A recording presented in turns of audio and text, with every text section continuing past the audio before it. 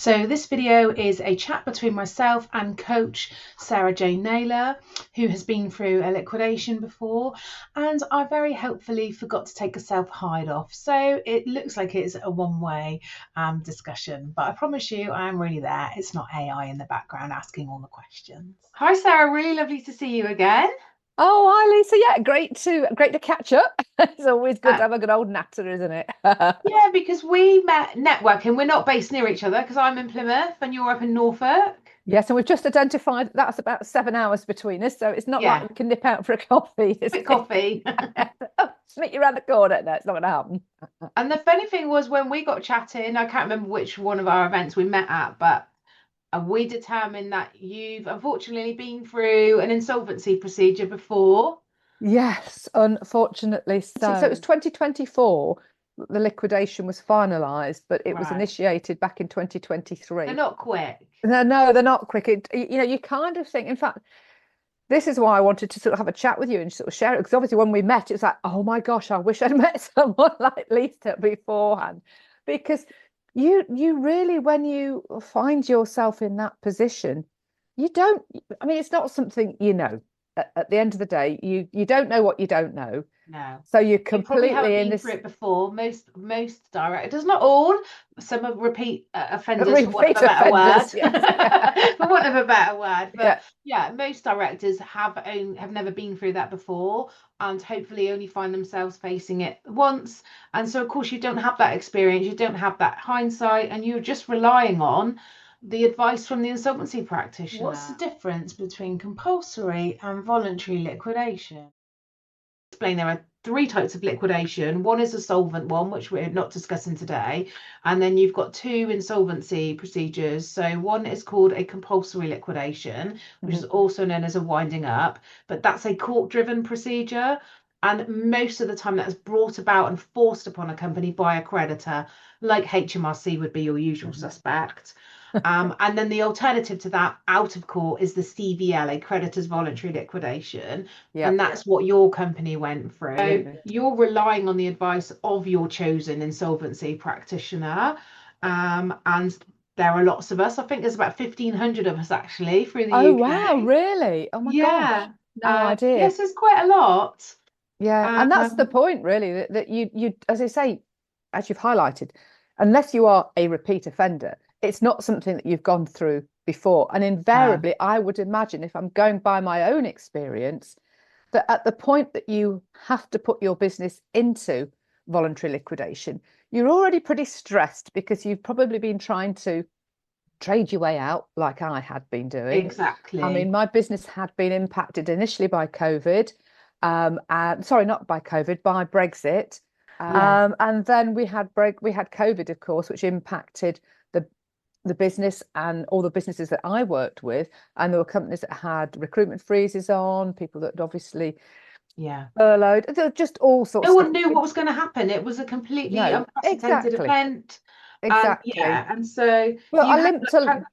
Sorry, I remind was me going to how long say. you'd had your recruitment company for. Well, I founded it back in 2014, although I'd been Right. working as a self-employed trader Wow. underneath another recruiter from 2009. And I've actually Yeah. been in recruitment since 1990, so 1987. So I'd worked within the sector a long time. And even when I went self-employed, it was at the height of the recession. So I'd kind of worked through all of the recessions and all of stuff that was been going on in the world. But Yeah. this was just so different. And then as we were coming out of it, but limping our way out of it as things were starting to sort of move again. You're constantly pivoting and navigating and trying to work with what you've got. Firefighting. Well, my best years trading was 2019 to 2020. Yeah. And then obviously COVID came and wiped that absolutely clear. Got money in the bank and I was trading along and trying to work my way through it, keeping my member. I've got one full-time member of staff because it was only a small business, but I kept her employed. I thought we don't need to do that. We're pivoting. We're looking at other stuff. We're just trying to work through it. And Yeah. it felt like we were kind of slowly getting there. But then when you start to then pay the bounce back loan back, and then there was so many things that were impacting. The SME market was truly stuffed by COVID Yeah. because we weren't supported. I'd already taken a cut salary wise to keep the business afloat. In hindsight, should I have made my office manager redundant? Possibly. but you don't want to see somebody else suffering either. No. And And that's so easy with hindsight again, because at the yeah, beginning we all thought it was going to be 2 weeks, and then, it kept getting extended and longer and longer and longer. And okay, it feels like old history now. I can't remember how long it I went on for, know. but it wasn't definitely wasn't 2 weeks. No, it was not. It was not. So, you sort of you're going like this, going along, sort of up and down and sort of dealing with each sort of day, week, and month as it comes.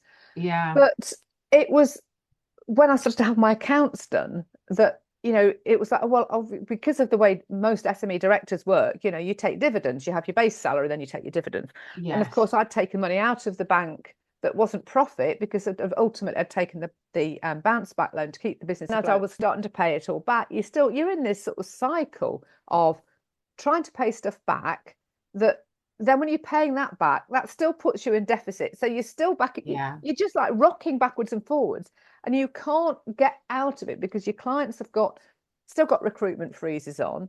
And it's just, oh my gosh. And I I really hear that a struggle. lot. So HMRCs, if you're lucky enough, offer something called a time to pay plan, where you Mm, ring them up, explain your situation, and negotiate a little bit of time to pay mm, back the debt. And there's different amounts of periods that they'll let you pay it over. I'm recently starting to hear they're clamping back down again because they opened the floodgates in COVID, letting every man and his dog have whatever time they needed. But recently they're clamping back down, and I'm hearing it's a year. Although I spoke to an accountant recently who said he keeps constantly being told 6 months max, but then he was able to get 2 years for a client. So, but the thing is with these time to pay plans, great, you've got this plan in place, and then the companies are chipping away at that debt, but that is the arrears. And then what happens is they can't pay their ongoing tax. And it's because they haven't actually bottomed out the cause of their demise, or they're hoping to turn things around in that period and they don't. And so exactly what you just said, you're so busy trying to pay the old debt that mm. you've got new debt accruing, and you're caught up in this loop. Yeah, and a loop you can't get out of, because especially when, things were completely out of our control. It all started back end of December 2022 on one of my major clients. I've got a problem call processing center for all their accounts payable. I was beside myself. I'm thinking, I'm not going to be able to pay my office manager. What am I going to do? And I can't remember then. I don't know whether it all suddenly came through. I just managed to, like with like a hair's breadth, using my overdraft facility to be able to pay her salary, and then suddenly that money came in, and then I had 2 or 3 placements within the recruitment business, and then a nice chunky one. I'm thinking, great, do you know what, this is going Yeah. to be really good. I can trade my way through all of this. And then suddenly they put this big client of mine that was, a bulk of a lot of the work that I was doing, they put a recruitment freeze on. And then it's not actually, I need to caveat this, it's not just the businesses that I was dealing with. The whole environment within recruitment had changed, and the candidates, the way they were behaving had changed. And I mean, this isn't all about that, but all of these component parts were impacting and making recruitment a really challenging environment to work with it.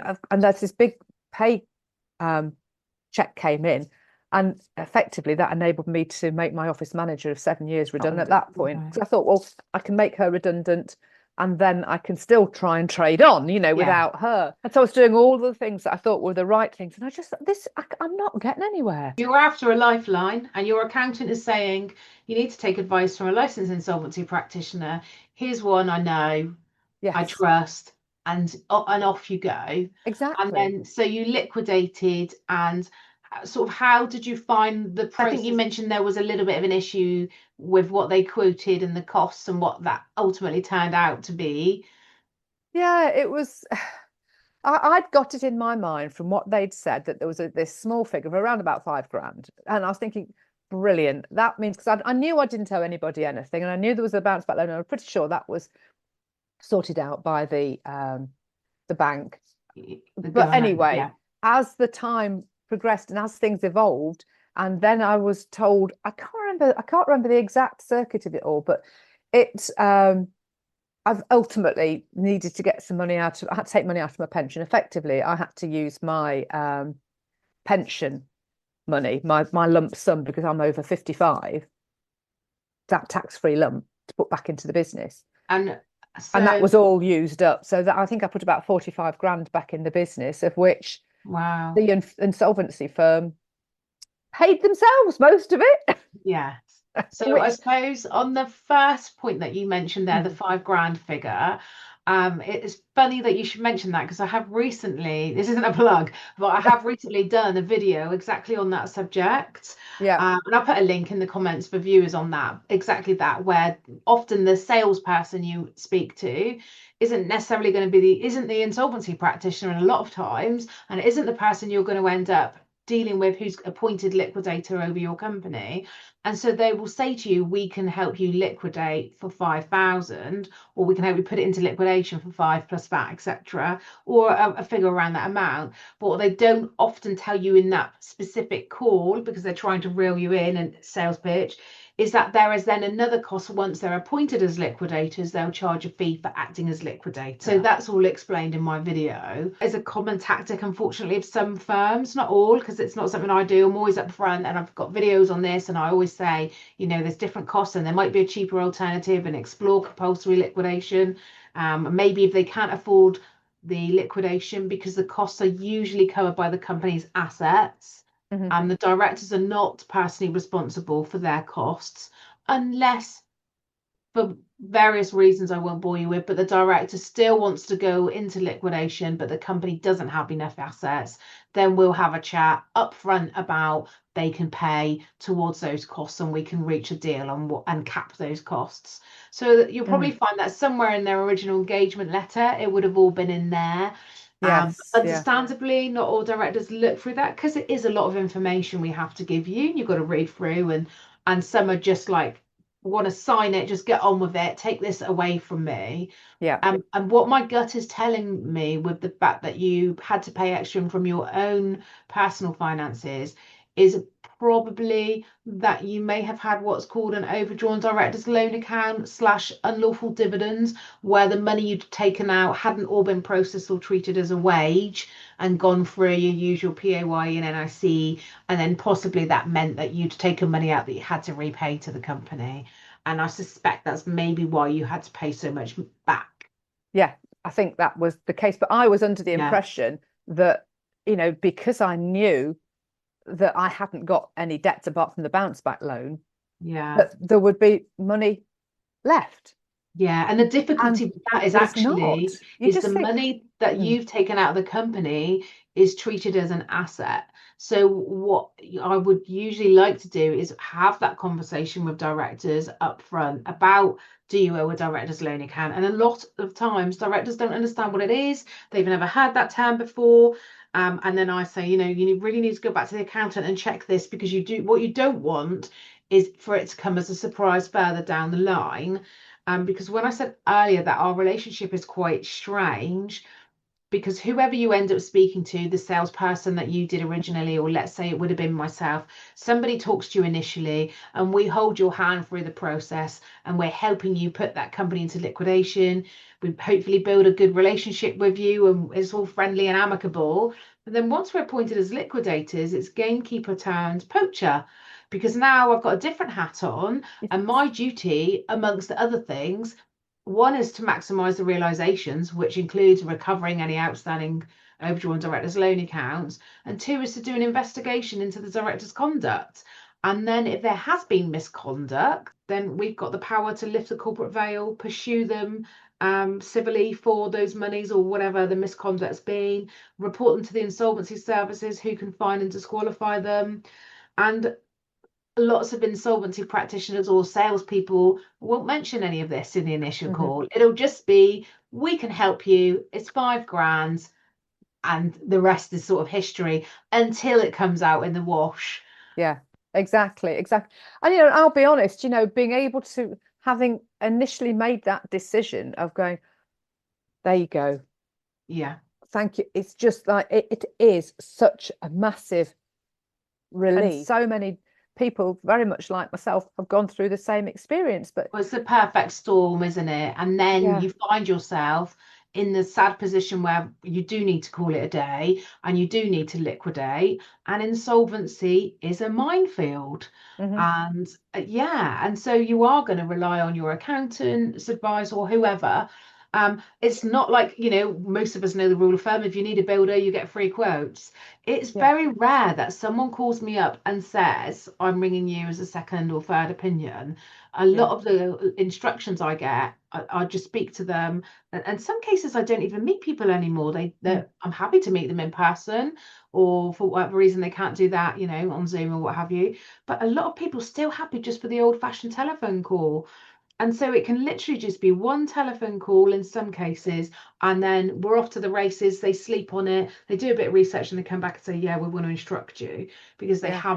because they just want to get rid and move on. But it's not a quick process though, like you said right at the beginning. So you kind of got this perception that, I'd got a small business. It was a six-figure turnover recruitment business. It wasn't massive, but Yeah, equally so, I just had my best years trading. And to think about how much was taken by the fees. And again, you have this fear of this total fear run through that you're going to still lose your house if you can't find that money. We'll force the sale of your house. Oh, right, okay, thank you.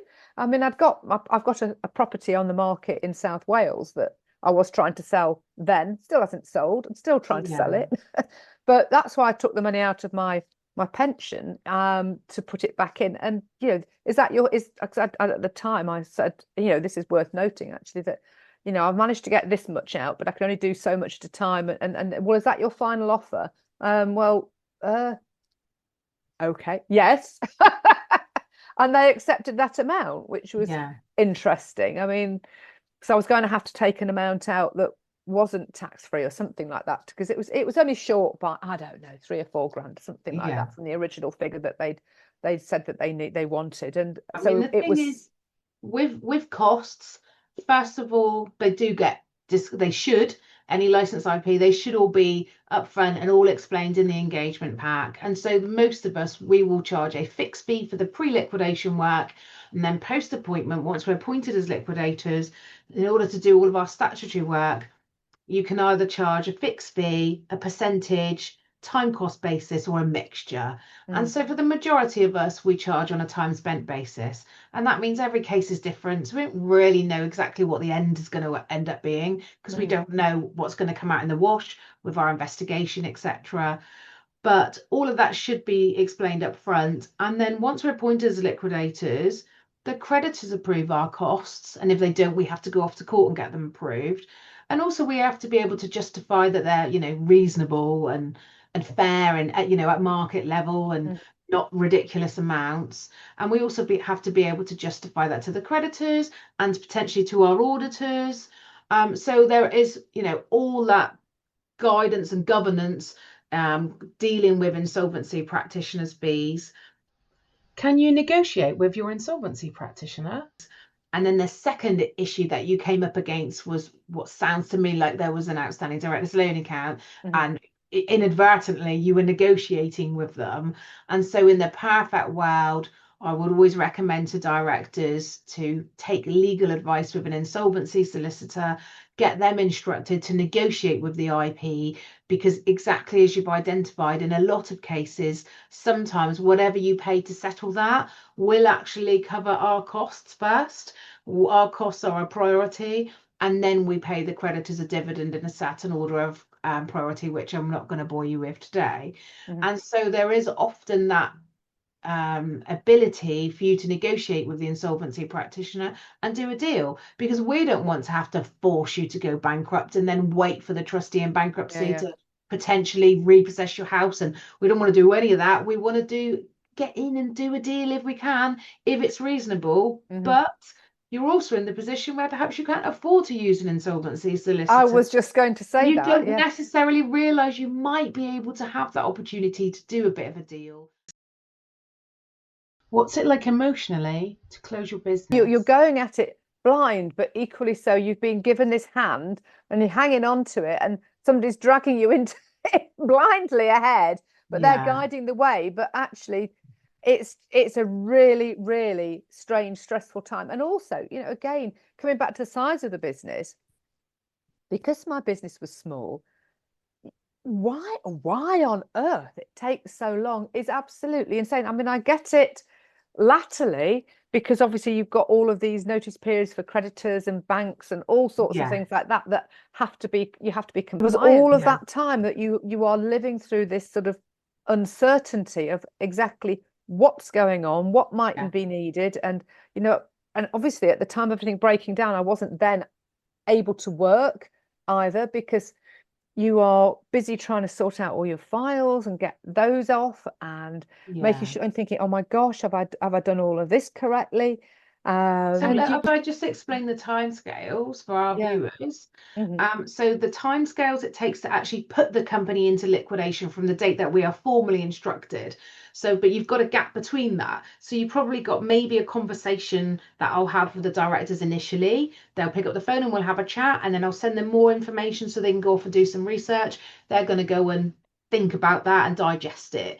Yeah. And then there may be quite a delay before they potentially come back to me, or they may be really quick and say, do you know what, already knew I wanted to do this, I just wanted to check over, sound you out or what have you. So then you've got that gap, and then they come back at some point and formally instruct us, and then from that date, depending on how proactive and how quickly the directors want and are able to give us what we need to liquidate, we can liquidate as quickly as 2 to 4 weeks. Exactly as you've said, we've got to take time to gather the information from the director. We have to produce what's called a director's report, or the directors have to produce it, but we help them draft it basically based on the information provided. The directors also have to provide a document called a statement of affairs, which is a little bit like a balance sheet, Yeah. again based on the financials. And sometimes they have to go back to the accountants for help with that information, and so more information gathering exercise. So that takes time, but usually on average within about a month from the date we're formally instructed, you can liquidate it. So in their heads, the directors think, great, this is all going to be done and dusted in a month's time. Off we go, and we're off to the races. But then we're actually appointed as liquidators, and now we've got all of our statutory duties. So first of all, we've got to realise the assets, and that may be, for example, in your case, a director's loan account. Well, in order to do that, we need to establish what figure we think that is. So that means part of our investigation will be to go back and look at the last set of accounts. And they're never recent and tidy and up to date. They're usually over a year out of date. So then we have to look at the bank account transactions and everything that's happened in that period since, which may be a year or more. Hmm. So obviously that takes time.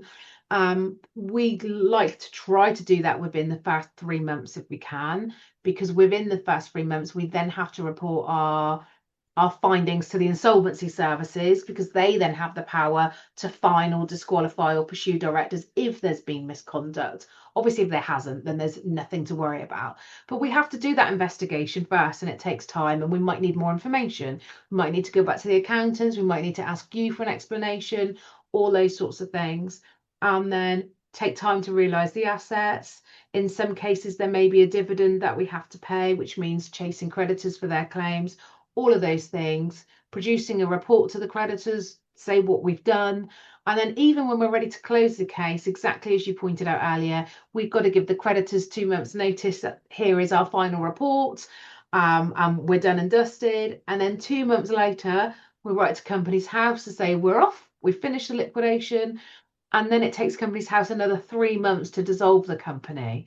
Hmm. So on average, most liquidations, you're probably looking at 6 to 12 months before they're closed. And that's even with a sort of very simple in and out liquidation.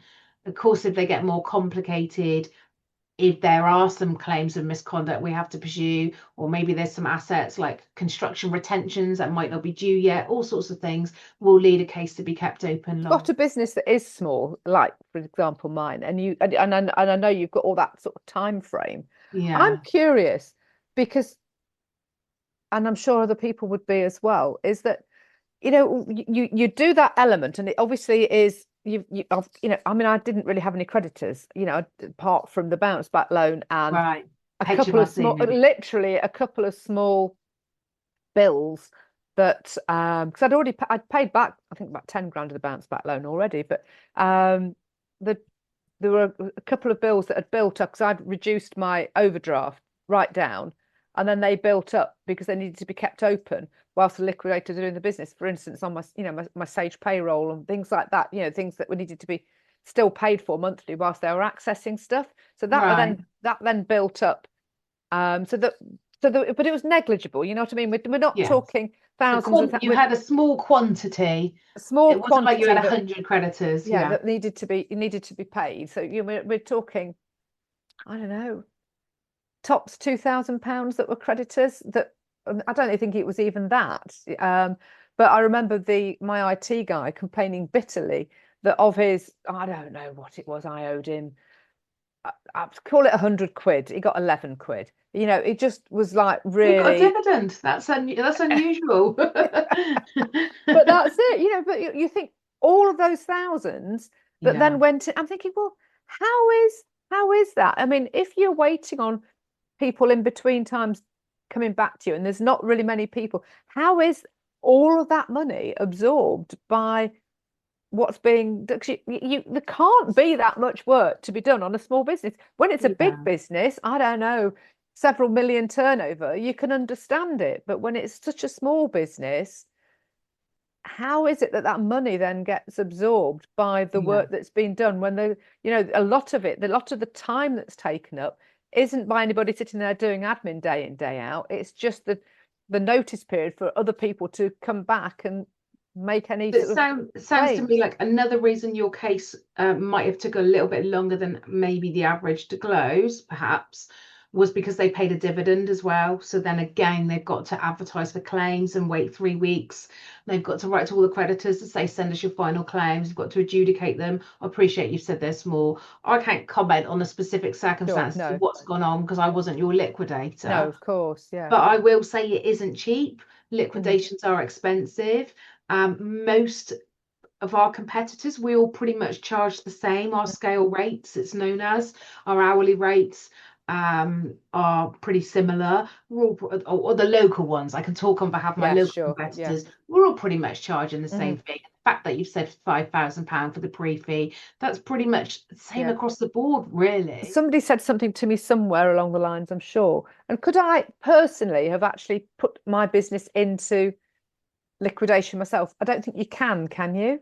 No, it's illegal. You need a licensed insolvency I thought practitioner to be so. a liquidator. So you Hmm. couldn't have been your own No. liquidator.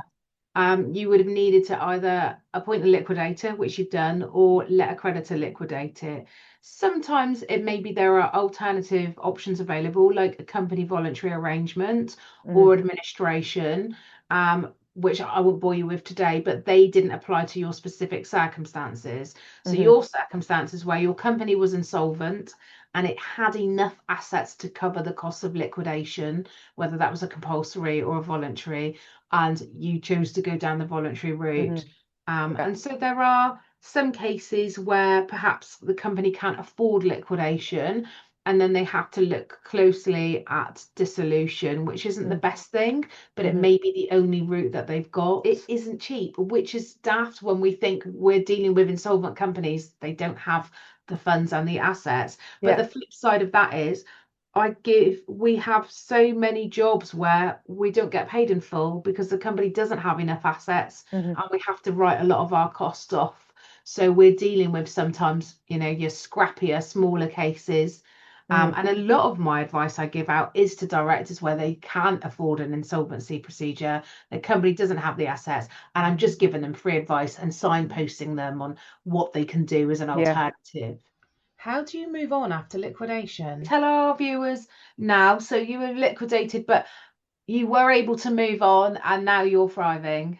Oh gosh, yeah. I mean, to be honest, it had been so challenging, and I continue to hear the stories about people working in recruitment and the challenges that they've got, and oh my gosh, I'm so glad that that is behind me. I now focus on coaching. I've created courses. I'm a teacher on Insight Timer.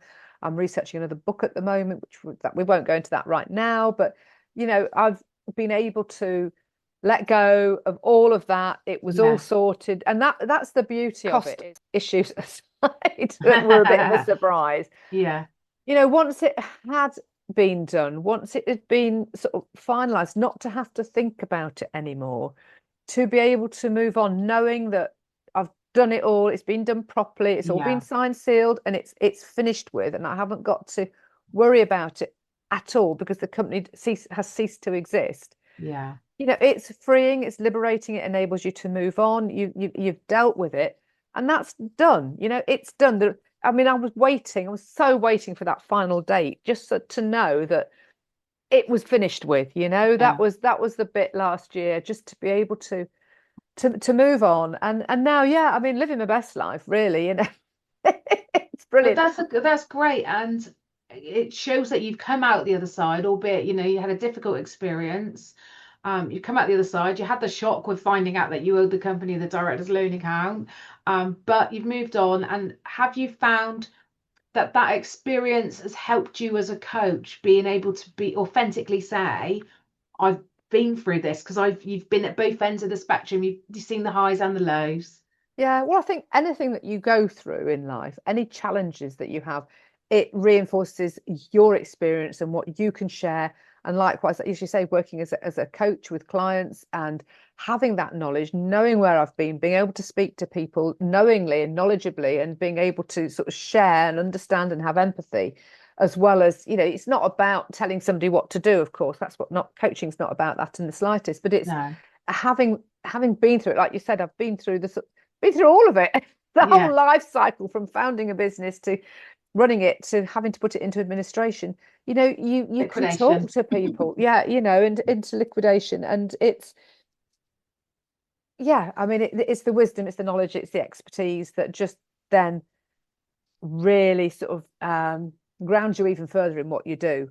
So there's always stuff that I can talk to people about and share and help, because you know I very much work with sort of teachers, leaders, guides, business owners, entrepreneurs, and Yeah. things like that. So that's, It's you know, good. knowledge to have. You know, it's And you're wisdom. also very open about your experience. You're happy to share that with Oh people. gosh, yeah, Yeah, because lots of absolutely. people, feel like it's something they'd rather not talk about, and but you're open about it, and because it's helped you get to where you are today. Yeah, no, absolutely. Well, I'm generally an open person anyway, so I'm more than happy to talk to anybody about it, or anybody that feels like they're going through it. You know, more than happy to have a conversation, because do you know what? When you're going through stuff, I mean, I've been through all sorts of different challenges in life, let's face it, let's say.